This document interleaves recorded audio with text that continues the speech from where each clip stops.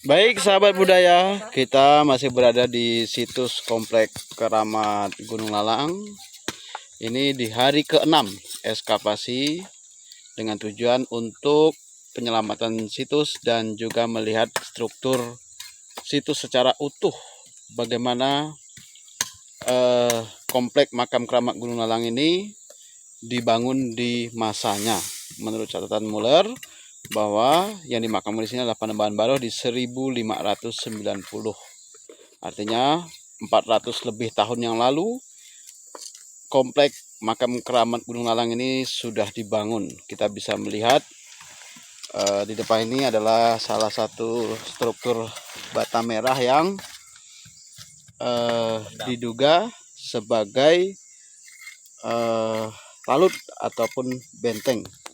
Nah, ini tertutup 30 sampai 50 cm dari permukaan tanah. Karena di atasnya kan seperti yang kita terangkan kemarin, di atas sana adalah bukit ya. Jadi air mengalir dari atas ketika hujan, nah lama-lama menumpuk. Jadi wajar jika tertimbun hingga 50 cm. Nah, di hari ke-6 ini apa yang kita dapatkan, nanti kita akan tanya-tanya dengan tim ekskavasi yang saat ini sedang bekerja dengan sungguh-sungguh, karena ini adalah bagian dari penyelamatan situs yang juga merupakan proyek lillahi ta'ala. Ya, karena ini didanai oleh para teman-teman, sahabat-sahabat yang juga merupakan tergabung dalam tim ahli cagar budaya dan pencinta sejarah secara swadaya. Nah, kita lihat bagaimana kerja dari teman-teman kita ini. Nah, ini di sini ada Pak Ilham yang sedang melakukan ekskavasi dengan pelan dengan hanya memakai cetok semen. Nah, tidak memakai cangkul ya, karena permukaan di bawah ini sudah dekat dengan struktur bata merah. Kalau di atasnya masih pakai cangkul kasar. Nah, tapi kalau sudah dekat sini harus seperti ini. Jadi makanya kerjanya itu agak memakan waktu yang lama. Ini sudah hari ke-6. Jadi kalau area segini ini, kalau kita hitungan upah nyangkul, nah itu tekor ya. Nah, tapi ya seperti inilah cara kerja dari memperlakukan situs cagar budaya dengan sangat hati-hati, karena tidak boleh ada kerusakan dari akibat ekskavasi ini. Dan apa yang ditemukan di dalam permukaan tanah itu tidak boleh dipindahkan, atau dirubah. Jadi kesulitannya itu seperti ini. Jadi misalnya yang bata ini kan sudah ketemu nih, nanti ada yang sulit untuk diangkat, kemudian nanti dimasukkan lagi, ditempatkan lagi pada posisinya. Nah, mungkin cara kerjanya agak repot ya, tapi ya memang harus seperti itu. Jadi supaya kita mengetahui bagaimana sih struktur aslinya. Nah, seperti itu sahabat budaya. Nah, kita coba sedikit review bahwa nah ini ya, ini talut belum begitu terbuka atau benteng tadi. Yang sudah terbuka tuh yang di sebelah sana talutnya. Ya, ini sekitar berapa nih ya? Dari sini sampai ke sana itu kemarin dihitung ada 10 meter lebih ya. Nah, kalau di dalamnya ini yang khusus pemakaman utama ini ada 6,5 meter kali 6,5 meter perseginya ini. Seperti itu.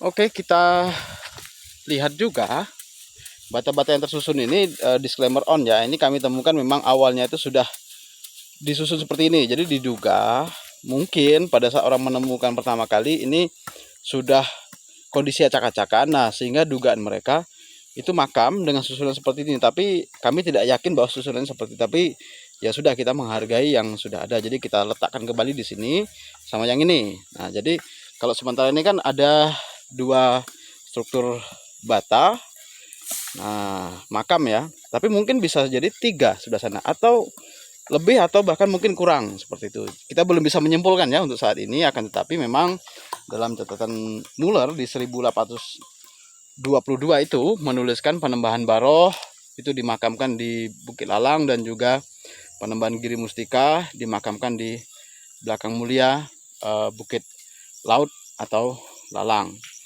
Nah, ini yang menarik di sini para sahabat budaya, ada plang yang kami buat. Ini bukan plang proyek ya, tapi ini plang untuk supaya kita bisa sama-sama menjaga. Jadi di sini atas nama Tim Ahli Jagar Budaya dan ada logo pemerintah daerah Kayong Utara. Nah, kita buat semacam pengumuman ya, untuk supaya diperhatikan, yaitu dilarang merusak, membawa, mengambil atau memindahkan, mengubah bentuk dan warna, memisahkan bagian atau memperdagangkan cagar budaya. Mana siapa melanggar larangan ini dikenakan sanksi sekian. Nah, jadi sahabat, kita tidak boleh ya melakukan modifikasi ataupun merubah. Misalnya kita di sini ini mau kita semen ya, semen, tidak boleh kita menyemen di atas ini. Jadi kalau kita pun mau melakukan pemugaran itu harus memperhatikan bagaimana tata etik memugar bangunan ataupun situs cagar budaya.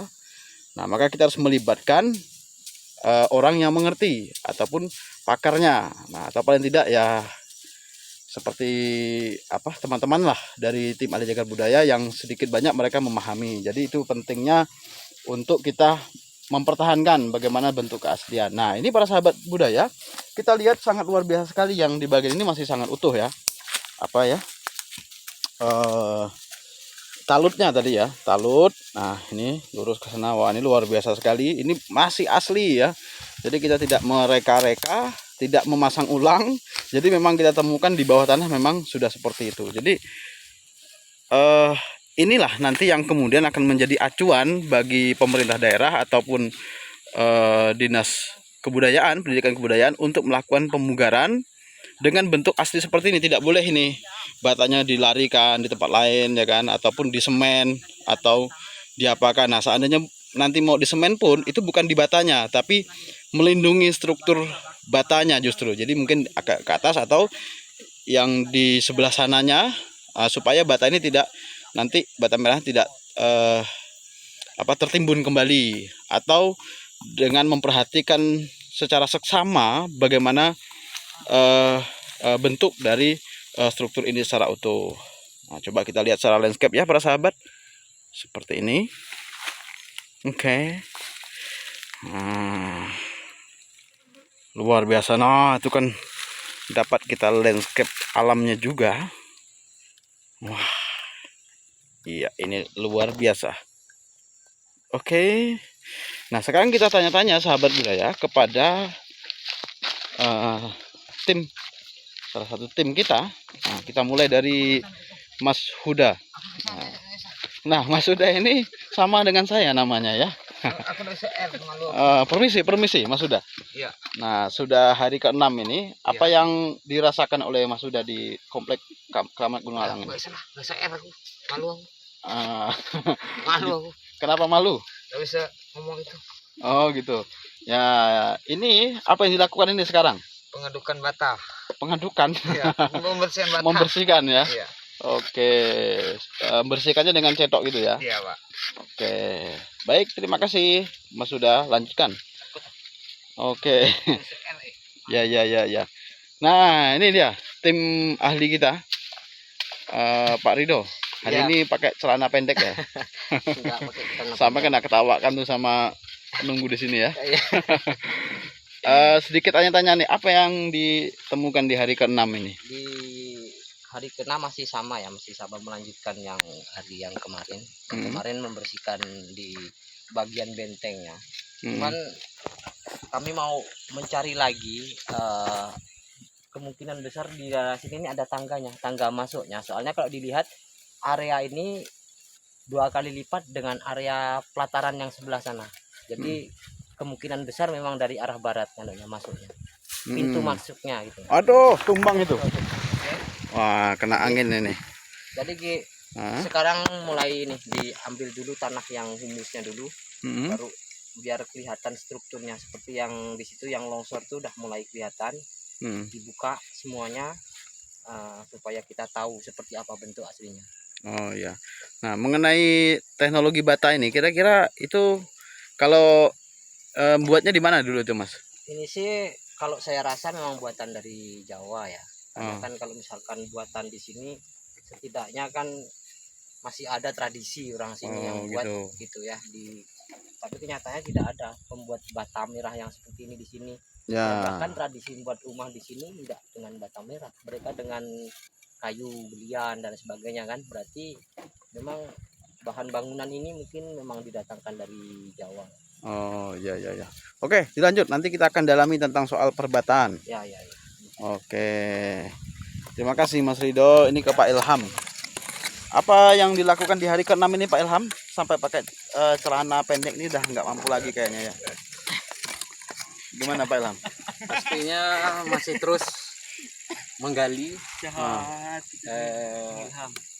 paling tidak mengetahui bentuk dari bata yang tersusun ini. Karena ini akan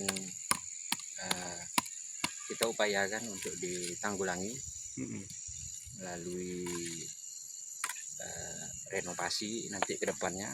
Ya mungkin ini nanti yang bata-bata yang tidak tersusun dengan rapi ini nanti ya mungkin bisa kita samakan melihat yang aslinya gitu. Oh ya. Nah itu dengan tujuan tadi supaya ini akan kembali seperti semula. Oke.